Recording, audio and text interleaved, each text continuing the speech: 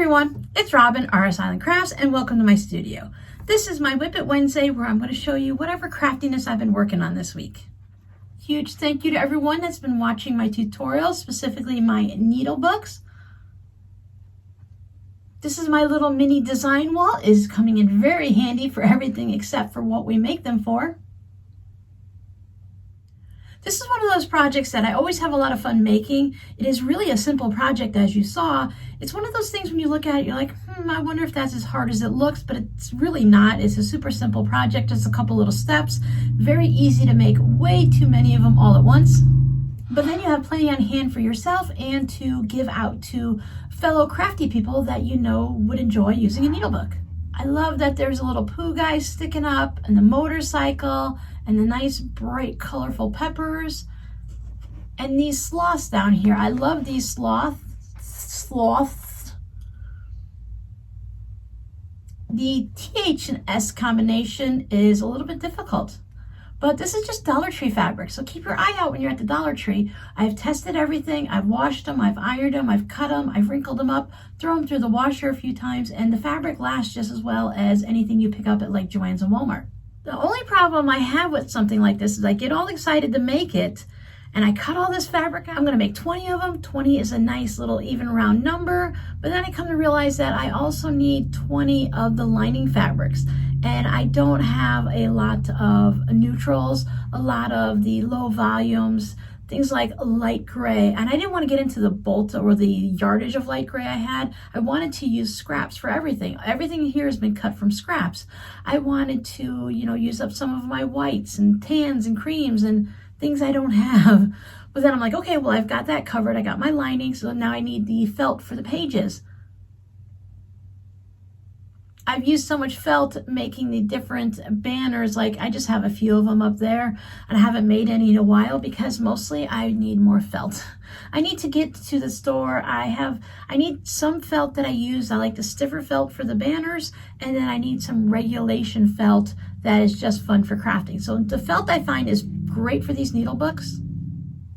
There's a variety of things you can use for the pages, but the felt, the needle goes in nice and easily, and most needles, as long as you just put a little bit of a slip through your felt, it's not going to really like disappear, even if it doesn't have like a pin with a head on it. So if you're using a really tiny quilting needle, that might be a little bit of an issue. But for these, I've also found for smaller things, or my favorite needle that I want to remember, it's my favorite needle, you have the fabric right here that a lot of times I'll just poke it through that fabric, especially if you do it with some type of the batting in there, so that makes it really easy. I like to use a stabilizer instead. I just like how nice and thin and flat it makes it.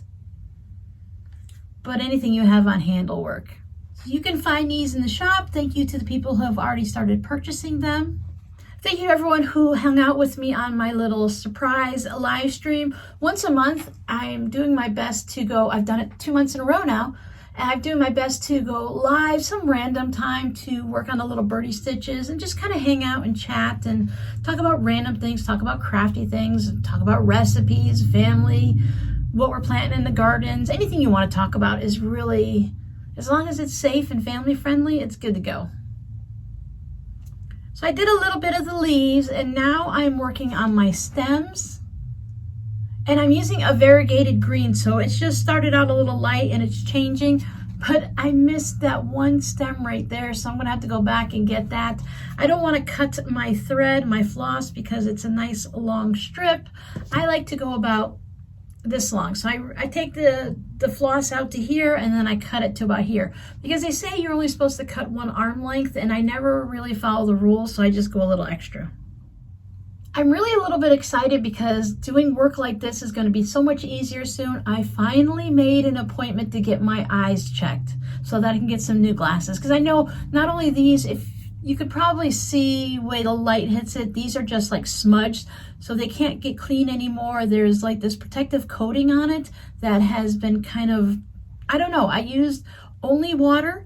I only used the cloth that you're supposed to clean it and the cleaning supplies, the solution that they sell at the store to clean eyeglasses. But for whatever reason, they're just deteriorating. Now, of course, they're more than 2 years old, so that doesn't help. But I just knew Calling Sam's was just not going to work. Anytime I thought about it, I'm like, oh, it's their lunchtime. They're closed down now. Or they don't open till 10. Well, okay, now they're closed. So it just, like, I don't even know if they're even open on Sundays. But I had to go in to pick up some cold meat supplies and some nice little chickpea chips that I'm addicted to. So I decided to go ahead and make an appointment. Quick and easy, walk in, talk to them. They give you the paperwork that you need to fill out so I can do all that at home, because I really don't like sitting there at a doctor's office or the eyeglass or dentist, wherever, and filling out pages and pages of paperwork that I could easily do at home. Because there's always like, what medication are you on? Fill out this or that. And you're always flipping back and forth. Get out your ID if you have insurance and all that.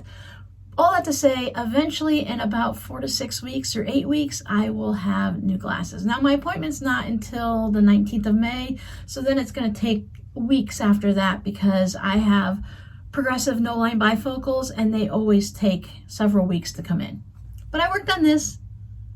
And I'm really excited because once I have the eyeballs and I'll be able to see so much better, I can get back to working on that Santa Claus one that I really enjoy working on. So thank you for hanging out with me. We'll do it again. But what I asked during the live stream, and if you didn't watch it, I totally understand. But I asked, what is the best day and time of day for you guys to just pop in randomly for a live stream? I know that springtime, summertime's coming, everyone's going to be outside enjoying the beautiful weather and doing their thing. And of course we have people from one end of the world all the way across to the other countries and stuff. So I was just kind of an estimate. If you were to pop into a live stream, what time of day would you go? And if you're just going to tell me your time of day, let me know where you're at, because I'm Eastern, so I'm like New York City time. So if you know what time it would be Eastern time, that would be great. Otherwise, tell me, hey, Robin, I'm in California and I like 4 a.m. or whatever. We won't be doing it at 4 a.m. I only said that because I woke up this morning at 4 a.m.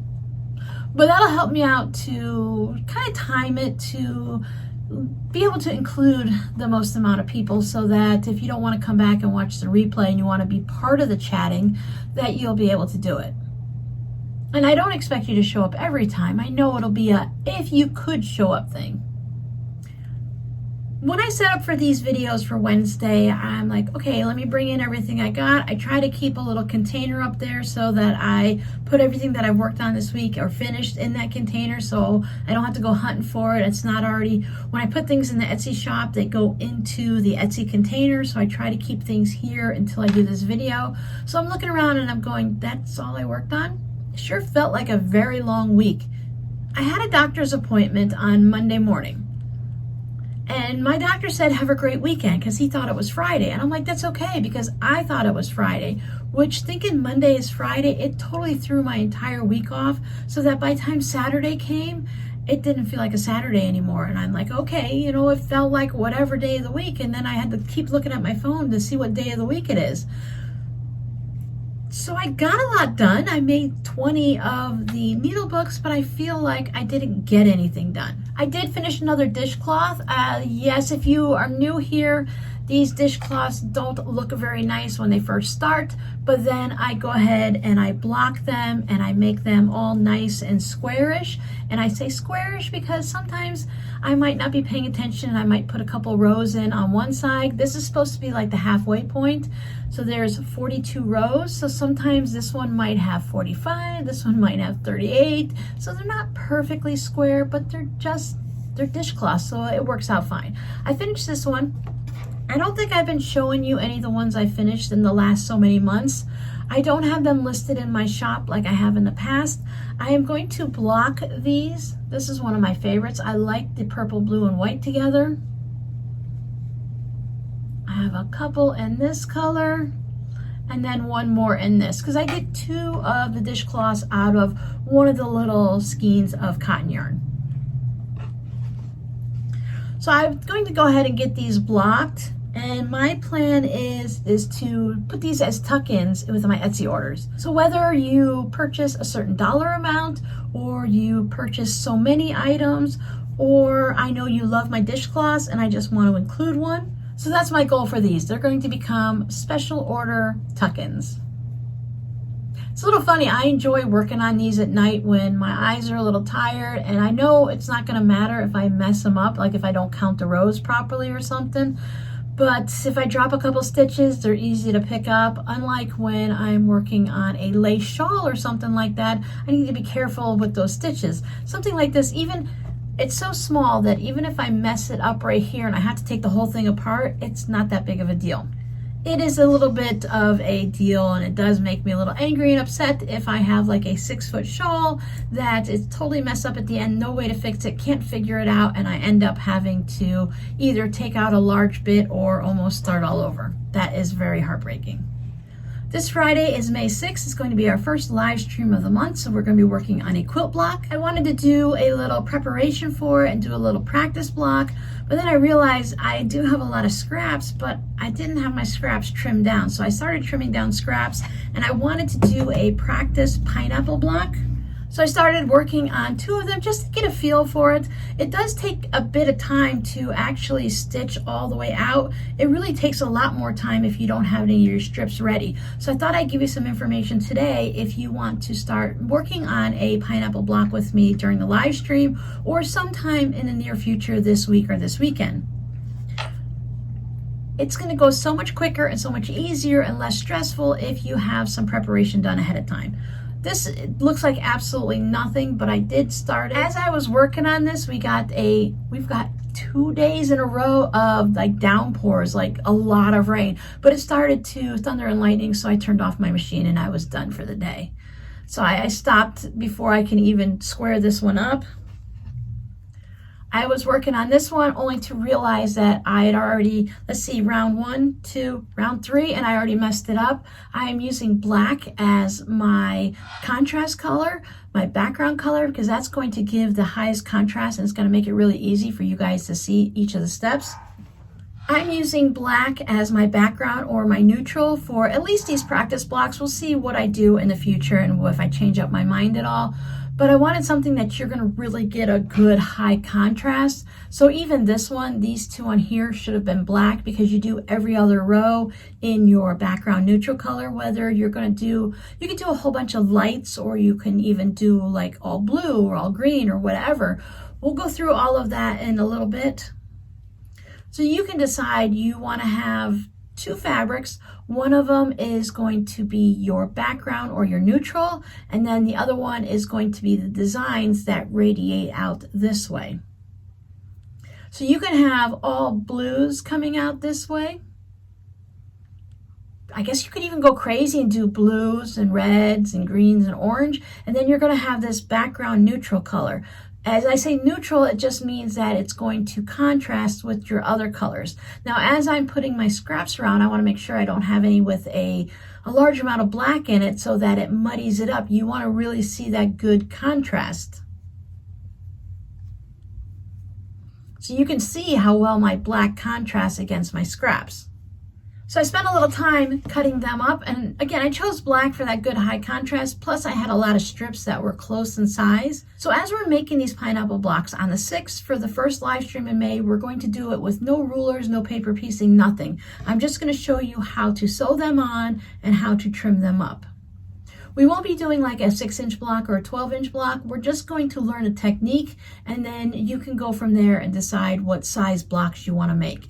You can do borders around them. You can put sashing on them. You can build them out to that 12.5 inches if you'd like. Or this can just be something special that you turn into a separate project like a pillow if you're making an actual like RS Island Crafts quilt along little lap quilt or something by the end of the year. So on the 6th, as I said, we're just going to freeform this. I'll show you how to line up your ruler, your regular old cutting ruler and stuff like that. It's going to be really important to have a rotary cutter and a quilter's ruler. You can do it with just scissors, but it's going to be a little bit harder to keep it square and get all of your measurements. This isn't necessarily something that is going to work well with a wonky type of project. Then on the 20th,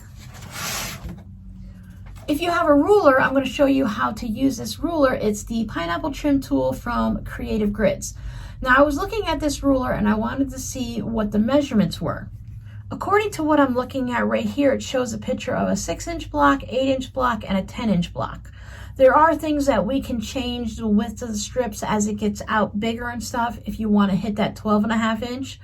but it says here to cut strips at least 1 3/4 inches wide. So that's very important. To use this tool, you can't use 1 1/4 strips. For this one here, and for this one actually, I was using inch, I think I used 1.5 inches for these.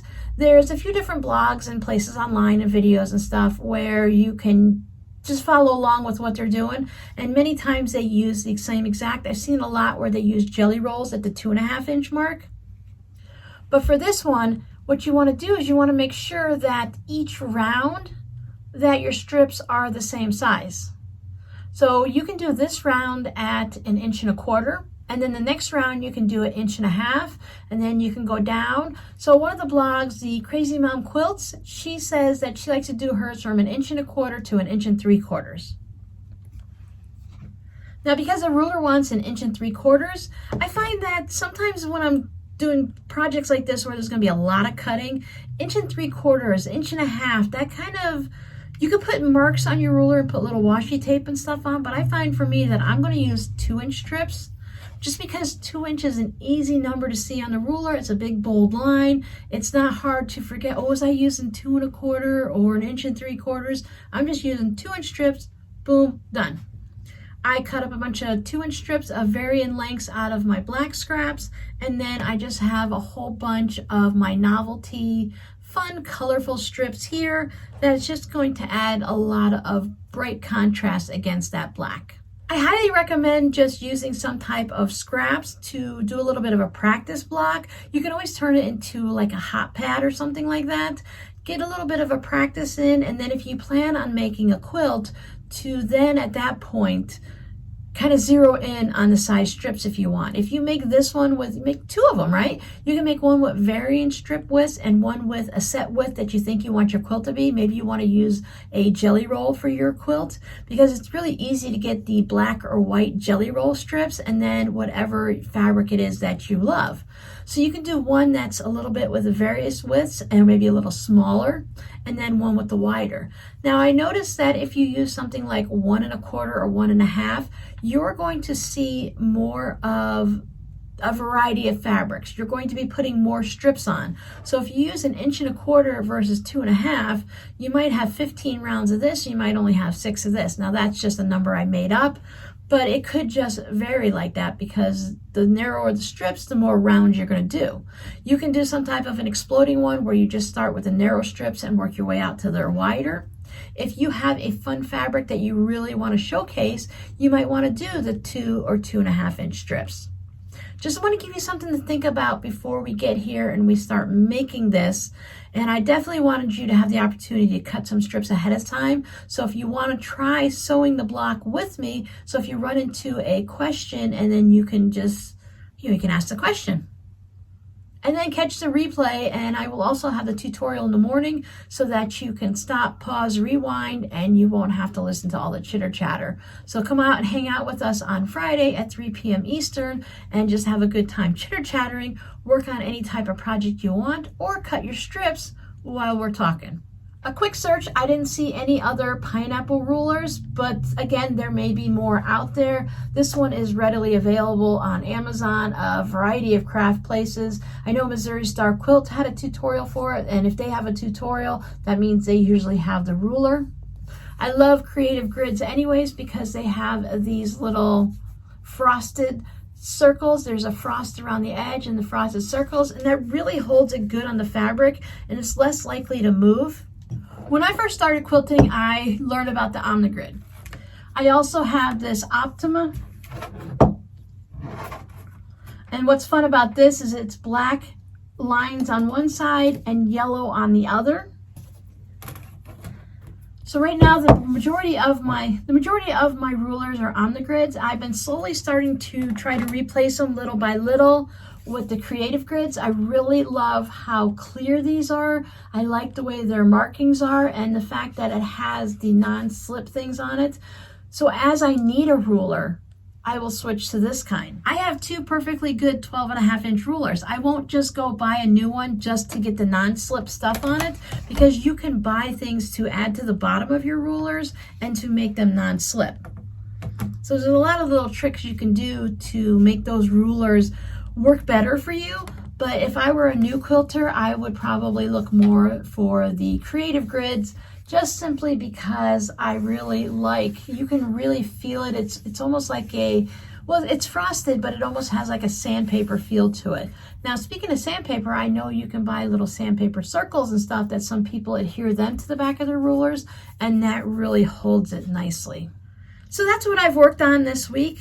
So what plans do I have for this week coming up? I don't know if I really have too many plans. I know today is Sunday and I'm feeling kind of grumpy, and every now and then throughout the month or every couple of months, whatever, I get these days where I'm just kind of like grumpy. I don't want to do what I'm supposed to do. I don't want to work on videos. I don't want to do a tutorial. I just want to sit down and have fun. And Sundays are great days to just sit down and sew. It is still early enough in the morning before lunchtime, so after I get this video all edited and uploaded and ready to go, I'm just going to go ahead and play with the fabric. I'll probably work on some like Quilt As You Go pouches. I'd like to start making some pot holders, some Quilt As You Go pot holders, and just work on some type of scrappy things. I've started slowly reorganizing the shelves here and deciding just because it's in this room here doesn't mean I need to stick everything on these shelves. I'm finding that I have an empty bookcase in the other room where I keep all of the bolts of fabric and stuff, or the yardage. So in here, I'm stacking buckets 2 or 3 deep when I have one of these little white bookshelves in there that's almost completely empty. So I've been just bringing things in from there and then leaving me in here as I'm using them, but I don't need to have everything right here. The room is 5 steps that way. I think I can go ahead and just walk over there and get what I need. I want to keep things in here that are the minimum, like my scrap system, which is right there. I want to be able to just grab a scrap, and when I'm done working with a scrap and I trim it off, instead of letting it pile up somewhere, I want to be able to put it away right away. So there will be some of my strips and my scraps, but I have like 3 bins of projects I could be working on if I'm in the mood. I don't need to have that in here. So I need to go through that so that I can get that cleared up and nice and neat, and then I can go ahead and show you guys how I have it organized. But I'm not going to do that today.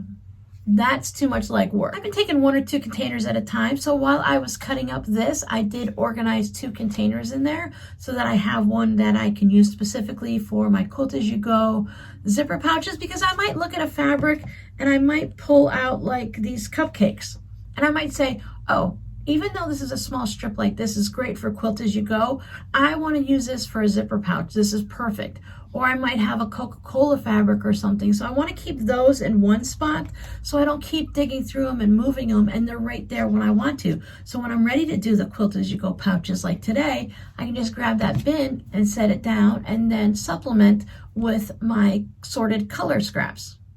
So I hope everyone is having a great week and that your grumpy days are very far and few between. I think it's just part of my personality, part of being more of an introvert, where I just need some downtime and I need to just be left alone. When the kids and Rob were all living here, I would just let them know, hey, I'm having a grumpy day. Just please, just leave me alone. And they used to be like, oh, we'll make Mom happy. Or Rob would be like, I'll just talk to you and you'll be all better. And then they learned real quick, when Mom warns us, it's a big deal. We should probably leave Mom alone. So if you're having a grumpy day, know that you're not alone. And if the sun is shining and it's a beautiful day where you're at, get outside, get your gardens ready. Unfortunately, you might have to start mowing the yard and raking up sticks. And I know some of you have some messes to clean up. After the snow goes away, you never know what might be underneath it. So I hope whatever you're doing, it's something that you want to do, and that if you have to do it, you find a way to enjoy it. And for me, that's usually putting headphones on, listening to music or an audiobook. So your scrappy word for today is grumpy, because every now and then we all get the grumps. I've never met anyone that's happy all of the time. I hope to see you Friday afternoon at 3 p.m. Eastern for the live stream, where we will work on the pineapple block. No special rulers. We will just be using a ruler. Oh, look at my lights. We will just be using one of our regular rulers, whatever size you happen to have. When I start out the block, I like to start with a smaller ruler, and then I just work my way up as I get going. If you're working on the blocks and you don't want to do the freeform and you already have the pineapple ruler, just go ahead and use the ruler if you want. It is not a problem. Hope you guys have a great week, and I'll see you next time. Bye.